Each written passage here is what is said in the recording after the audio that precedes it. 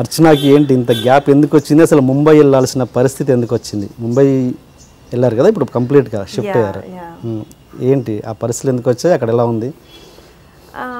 అంటే ఇప్పుడు ఒక ఆర్టిస్ట్గా సినిమా ఇండస్ట్రీలోకి రాగానే మంచి గుర్తింపు వచ్చింది. సో నేను అర్చన అనే పేరు, అర్చన ఆర్ వేద అనే పేరు జనాల్లోకి రిజిస్టర్ అవ్వడానికి కష్టపడవలసి రాలేదన్నమాట. సో ఇమీడియట్గానే పేరు రిజిస్టర్ అయింది. బట్ నేను యాక్చువల్లీ ఇనీషియల్గా ఇండస్ట్రీకి ఎంటర్ అయ్యేటప్పుడు నేను అంత ఊహించలేదు. I was way two young when I started. But నాకు చాలా ఈజీ జర్నీ ఉంటుంది అనుకున్నాను. బికాస్ ఫస్ట్ ఆఫ్ ఆల్ భాష అనేది వస్తుంది అండ్ మంచి యాక్టర్ అని నేను అనుకుంటున్నాను. Thanks to the dance background. చిన్నప్పటి నుంచి ఎప్పుడు స్టేజ్ మీదే ఉండేదాన్ని అనమాట. సో అంటే మనలో ఉన్న ఆర్టిస్ట్ ఏదైతే ఉంటుందో, so that made me go to you know bigger place. ఇంకా ఇంకా మచ్ హయ్యర్ కాంపిటీషన్ ఉన్న ప్లేస్లోకి వెళ్ళాను. So that is the reason. అంటే ఇక్కడ ఏంటి, ఇక్కడ అవకాశాలు లేక వెళ్ళారా లేకపోతే అక్కడ అవకాశాలు రావడం వల్ల వెళ్ళారా, ఎట్లా? ఇప్పుడు అవకాశాలు లేవు అంటే నేను ఊహించినట్టుగా అయితే రావట్లేదు, వస్తున్నాయి.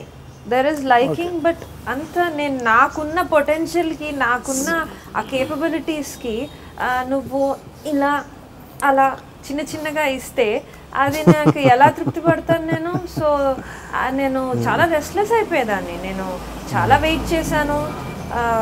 I became very agitated. So నేను అనుకున్నాను that I need to make a move to Bombay. అసలు ట్రై చేద్దాం. ఎందుకు అసలు అది అందరు బాంబే అనగానే యూనో బాంబే ఈజ్ ఇంపాసిబుల్ అది ఇది అనేసి. బట్ ఆనెస్ట్లీ బాంబేకి వెళ్ళడం మంచి decision. I took a good decision. Already ఒక ఫిల్మ్ సైన్ చేశాను అండ్ లక్కీలీ అనుకోకుండా వెళ్ళినప్పుడు నాకు చాలామంది ఫ్రెండ్స్ ఉన్నారనమాట బాంబేలో.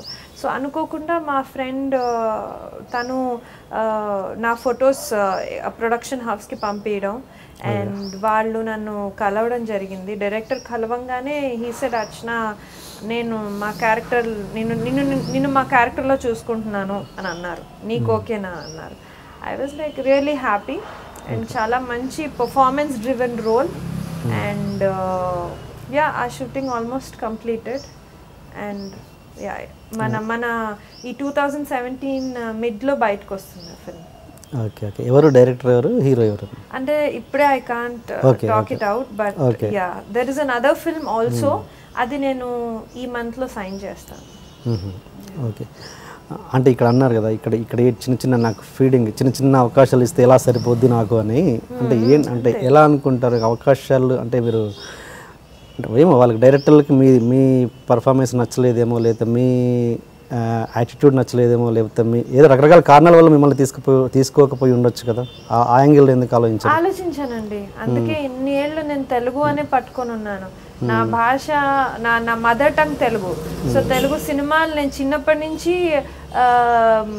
హిందీ కూడా చాలా చూస్తాను, హిందీ సినిమాలు చూస్తాను. హైదరాబాద్ అమ్మాయి కాబట్టి మన అండ్ ఇక్కడ అంతా యూనో ఈ భవన్స్ ఇట్లా ఈ convent education and all. So మేము చూస్తాం. We are well expose to international Hindi cinema and Telugu cinema. ఇంట్లో తెలుగు వాళ్ళం కాబట్టి తెలుగు సినిమా చూస్తూ పెరిగాం మేమంతా. సో ఆ పాటలు కానివ్వండి, ఆ మ్యూజిక్ కానివ్వండి, ఆ డాన్స్ కానివ్వండి, యాక్టింగ్ కానివ్వండి, it's there in your what do I say మన ఆ లైకింగ్లో కానివ్వండి అలా ఉంటుంది. సో బట్ తెలుగు ఇండస్ట్రీలో ఏదైతే ఆ కేక్ వాక్ అని ఏదైతే ఎక్స్పెక్ట్ చేశానో, I thought I will be very easily be there. అంటే ఇప్పుడు ఒక సక్సెస్ని మెజర్ చేయాలి అంటే టాప్ సెకండ్ అని అనుకుంటాం కాబట్టి I thought I will be one of the most successful league.